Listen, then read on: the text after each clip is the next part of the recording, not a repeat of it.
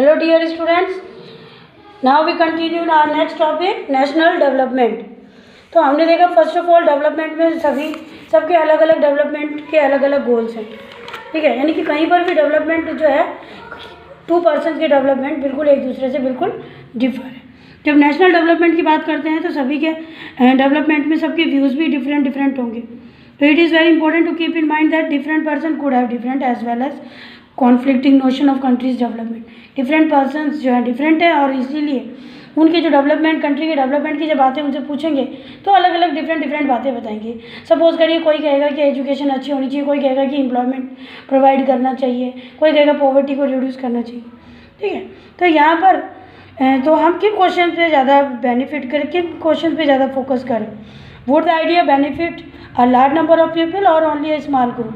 ऐसे आइडियाज़ को लें जो लार्ज नंबर जो ग्रुप हैं पीपल के उनको बेनिफिट कर रहा है या स्मॉल ग्रुप को बेनिफिट कर रहा है। तो नेशनल डेवलपमेंट का मीन्स है कि इन क्वेश्चन पे सोचना। How to compare different countries और स्टेट्स। अब हम कंट्रीज़ को और स्टेट्स को कैसे कंपेयर करें? भाई कंपैरिजन करने के लिए तो सबसे पहले हम कुछ ऐसे कैरेक्टरिस्टिक्स को लेंगे जो मोस्ट इंपॉर्टेंट रहेंगे। जैसे कि हम कंट्रीज़ को कंपेयर करने का सबसे ईजी मेथड क्या है? इनकम। कि हमने देखा income is the most important. तो for comparing countries income is considered to be one of the most important attribute. तो कंट्री को कंपेयर करने के लिए हम सबसे पहले लेंगे इनकम मेथड, ठीक है। तो जैसे सपोज करिए जिस कंट्री की हायर इनकम है उसको हम डेवलप ज़्यादा मानेंगे then other with less income, ठीक है। ये सीधा सा एग्जाम्पल हो गया। फिर जिस कंट्री पर ज़्यादा पैसा है वो ज़्यादा डेवलप्ड। लेकिन ये तो हमने सिंपल इनकम को ऐसे लिया है, लेकिन जिस कंट्री में हमने सबसे एक रीज़न यहाँ पर ये भी आएगा कि जिस कंट्री की पॉपुलेशन स्मॉल है फिर वो उसमें तो अगर इनकम कम आएगी, जिस कंट्री की पॉपुलेशन ज़्यादा उसकी इनकम ज़्यादा आएगी, तो ये भी एक रीज़न हो गया। तो यहाँ पर इसको समझने के लिए हमें कुछ और चीज़ें ऐड करनी पड़ेंगी। So greater income it is self considered to be the most important goal, okay. The income of the country is the income of all the resident of the country. So this gives us the total income of the country. Country का development यही तो हुआ। जैसे suppose करो India की company, India जो हमारी country है उसके बाद हम इनकम की बात करेंगे तो इंडिया की इनकम मतलब उसके जितने भी इंडिया के अंदर जितने भी पॉपुलेशन है उसकी सारी जो टोटल इनकम आ जाएगी वो ऐड की जाएगी।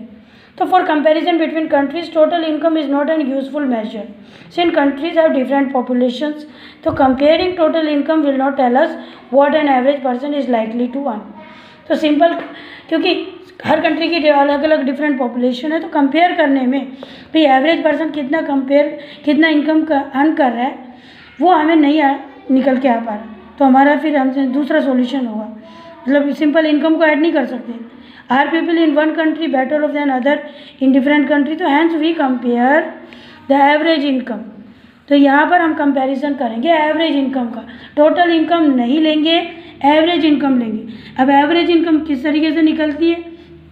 टोटल इनकम जो कंट्री की आती है उसको हम डिवाइड कर देंगे टोटल पॉपुलेशन से, ठीक है। तो टोटल इनकम और उसी एवरेज इनकम को हम पर कैपिटा इनकम भी कहते हैं। तो per capita income PCI is equal to total income divide by total population, ठीक है। जितनी टोटल पॉपुलेशन है उसमें जो टोटल इनकम है उसको डिवाइड कर देंगे और इस तरीके से उस कंट्री की एवरेज इनकम आ जाएगी।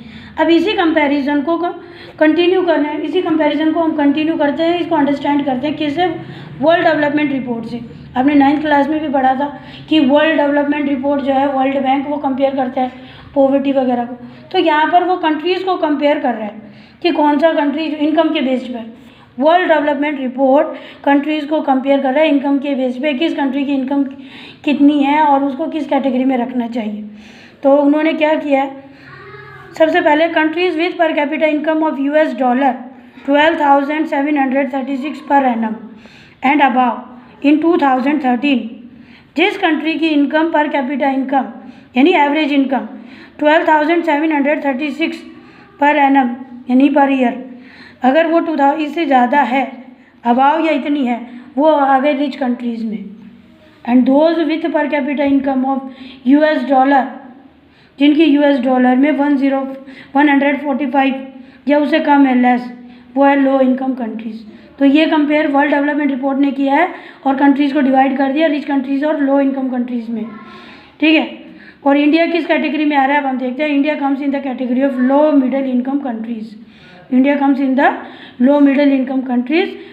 क्यों? क्योंकि इंडिया की जो पर कैपिटा इनकम है वो 2013 में वो सिर्फ और सिर्फ ओनली $1570 पर एनम है, जो कि बहुत कम है, ठीक है। 12,736 से बहुत ही कम है।